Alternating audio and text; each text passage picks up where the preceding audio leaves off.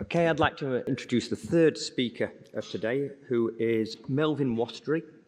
Melvin is from Keele University, the Department of Pharmaceutics and Biopharmaceutics. He is a pharmacist, qualified from the University of Hamburg. He's been working in Keele since 2021 and specialising in dry powder inhalers. And he's going to tell us all about it now. Yeah. Thank you for the kind introduction, and thank you for the invitation to be one of the finalists for the Pat Bonnell Award. I'm grateful to present my project on carrier-based dry powders for inhalation here in this session, and I want to show you a new approach of artificially designed carrier particles for geometry. And to begin with, I want to show you the standard process of creating these interactive mixtures and the value the carrier particle has in there. So what we need, of course, is the drug in a micronized quality. And what we typically add are the lactose particles in a coarse particle size of 50 micrometers or larger. And then the mixing of the two powders can be done by a freeform mixer, for instance. So in the resultant interactive mixture, as shown here, you can see the drug is evenly distributed on the carrier particle surface. And this powder mixture like this is now ready for inhalation.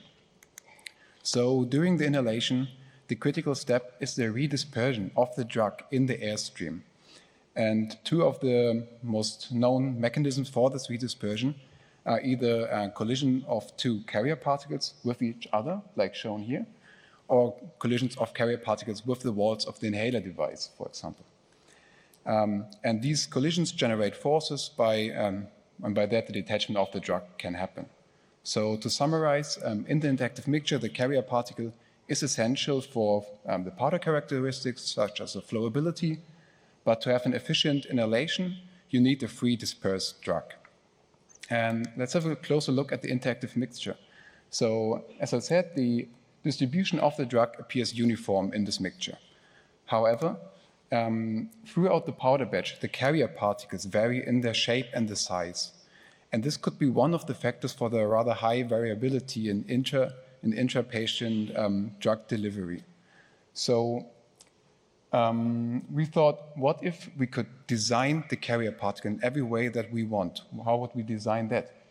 And think of the perfect sphere, for example. Could a powder batch completely made up of this perfect sphere maybe improve the efficiency of our powder formulation?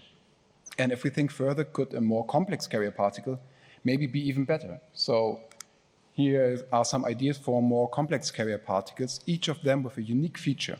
So we have the pharmacone up here with the surface spikes, we have the soccer ball with its indentations on the surface, and we have the rolling knot with the reduced volume. And the idea of my project was to investigate if these tailor-made and monodisperse carrier particles would influence the performance of our interactive mixture during inhalation, and if so, which of the carrier particles would be the best. And first, I want to show you how I approached this question using in-silico studies. So with computational modeling, I looked at both the mixing of the drug with the carrier particle and the redispersion of the drug during the inhalation. And I had a special look on the particular interactions between carrier and drug using the discrete element method. So first, here's the loading of the carrier with the drug. So I have a single carrier particle, and the drug particles shown in blue randomly and distributed around this carrier particle. And in the simulation, the drug particles move and they collide with the carrier particle. And when they do so, they can either stay attached, which is indicated by the drug turning to green, or they bounce off and stay unattached. And so over the time of the simulation, more and more of the drug attaches to the surface. And what we end up with is this loaded carrier particle, which represents our interactive mixture now ready for inhalation. So next, I wanted to look at the redispersion of the drug by these mentioned collision mechanisms.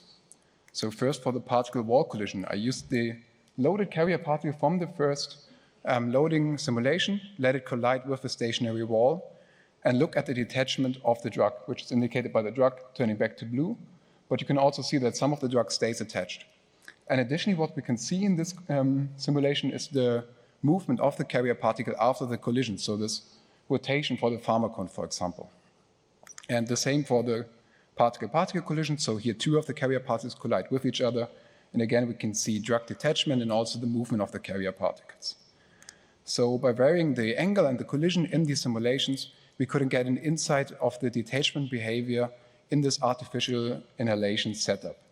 And I will show you the results in a second, but first I want to show you the second approach, and the story would be incomplete without validating the in-silico findings with a laboratory test. And thankfully, with collaboration with the Karlsruhe Institute of Technology, we were able to produce these carrier particles in the desired size by 3D printing. And here's what the printing process looks like for the rolling knot particle in real time. So with a 2-photon polymerization on a newly developed 7x7 multi-focus printing platform, so 49 particles being printed at the same time, the printing speed could be massively enhanced. And this resulted in over 2 million particles being printed in a reasonable time. And here's what the printed particles look like. And each of them has a diameter of just 50 micrometers. And thanks to this precise printing method throughout the 4 powder batches, every carrier particle looked exactly the same on a nanometer level accuracy. So with these printed particles and a model drug, we could successfully make interactive mixtures. And you can see the nice distribution of the drug on the surface of the carrier particles here. So with these powders, I could make an aerodynamic assessment using the fast screening impactor and a simplified inhaler device. So now let's look at the results of the 2 studies, in-silico and 3D printed particles. And as a reminder, in the in-silico studies, I had 3 different simulation models focusing on the loading of the carrier with the drug particles, as well as a dispersion in this artificial inhalation setup. And the detachment rate was calculated as the percentage of the detached API after collision, and was an indicator for the efficiency of the redispersion. So a higher detachment rate means a better redispersion. And in various different setups, I tested 10 different carrier geometries. While only 4 of them are shown here today, the other 6 you can see and discuss on my poster if you want to. And I also varied the drug particle size between 2 and 3 micrometers in the inhalable range, drug particle velocity, and the adhesive forces between carrier and the drug particles. So for the 2 collision models, I varied the collision angle and the velocity. And to summarize all these, I used the statistical design of experiment approach to do justice to all the different parameters. And this ended up in 2,700 individual simulations, which means 90 different parameter combinations per carrier particle. And here are the results for both the detachment rate of particle-particle and particle-wall collision. And what we can see, the pharmacone, the one with the surface spikes, achieved the highest detachment rate across both simulation models.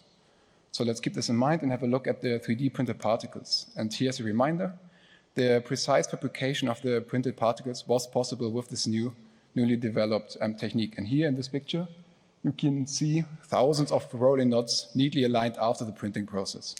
So with these printed particles and the model drug, we could make the interactive mixture and then assess the aerodynamic performance with the fast screening impactor. And as a result, we get the fine particle fraction. So again, higher fine particle fraction means a better performance. And here are the results. And we can see that the pharmacone achieved the highest fine particle fraction with over 17%, significantly outperforming the other 3 geometries. So both models, the in-silico studies and the 3D printed particles, showed that there is a difference in the performance depending on the carrier geometry. And now it's interesting to see if these 2 data sets somehow correlate. And to highlight this, I prepared an overlay of the 2 graphs to have a direct comparison. So now we can see detachment rate on the left axis and the fine particle fraction on the right axis. And the detachment rate is a predictive indicator for the creation of a fine particle fraction during the inhalation.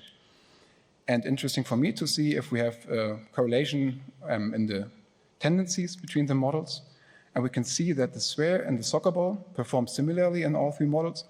The rolling knot was a bit inferior, and the pharmacone in all 3 models excelled with the best results. So to come back to my hypothesis, I wanted to see if the carrier particle has an influence on the performance of the interactive mixture during inhalation. And yes, the data confirms that we have a strong dependency on the carrier particle geometry. Furthermore, we wanted to see if the in-silico models were capable of predicting the trends in the laboratory test. And we could see that with a higher detachment rate comes along a higher fine particle fraction in the end. And lastly, we could see that the pharmacone, so the particle with the surface spikes, achieved the highest results in all models, making it an interesting candidate for further investigations. So in the future, as an outlook, we aim to further refine the carrier particle geometry with tools like parametric design.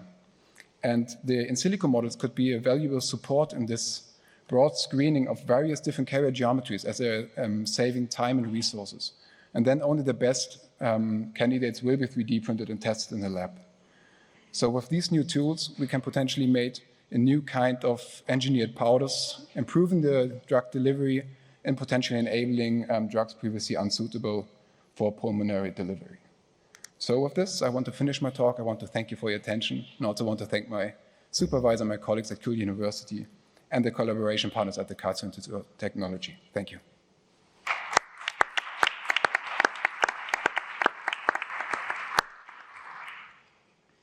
Thank you. We are open for questions.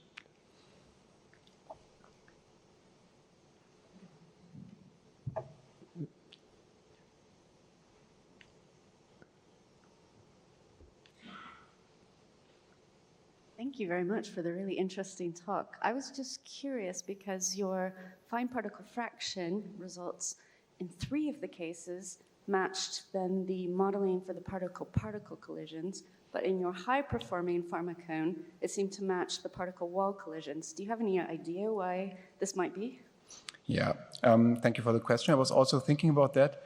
And I have to say that these models were created as a comparison within these models, not to actually be compared to the fine particle fraction in the end, because the problem is we only have one single collision that we looked at, and we don't know how many collisions actually happen in the inhalation, at what conditions, what velocities, what angles. So we should further look into why this is different for the pharmacone, and maybe it somehow has more of the particle-particle collision, therefore it's more dependent on this mechanism. But yes, we could further look into this. Thank you.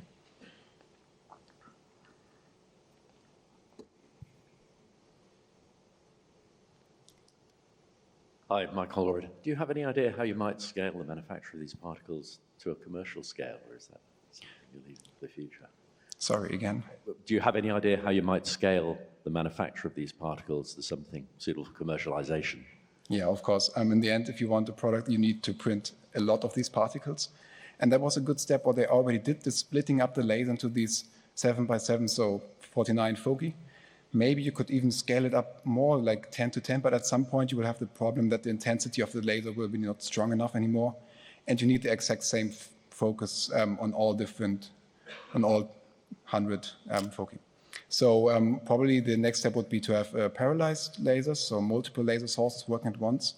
And you could go into this continuous manufacturing. So right now it was a batch process, printing on a glass wafer for some hours and then changing that and doing the processing. So if you do this all in one step, you could further enhance the printing speed, definitely. And did you look at how these engineered particles compared to conventional micronized lactose in the same experiments? Yes, so the lactose particles as a commercial standard, I tested them to see if this model works so far. I tested 2 different qualities, and one of them was rather down at like 4% of fine particle fraction, the other one was more at 15, 16%, like the pharmacone. But my problem with this comparison was that we have so many different factors in there. So we have different materials, so different surface energies, surface roughnesses, a Young's modeling, all that we could not compare. So I thought it's not that good to actually compare them in this point. We didn't have the influence of intrinsic fines and all that. So I thought that's why I left them out here, because the comparison was quite difficult with the lactose. Sorry, if I may, a third question. The microscopic surface roughness was very noticeable. Is that of a similar scale to the drug particles, and do you think that has an influence on the detachment? The surface roughness on the detachment? Yeah. We actually made a test about that as well. For the pharmacone, we wanted to see if different surface roughnesses have an influence. And the good thing about the printing process, by changing the printing parameters, you can actually change the roughness quite controllable. And so we made 3 different surface roughnesses on this nanoscale. And so far, we could not see an influence of the surface roughness in this setup. So they all had exactly the same fine particle fraction in the end. Great. Thank you very much. Thanks.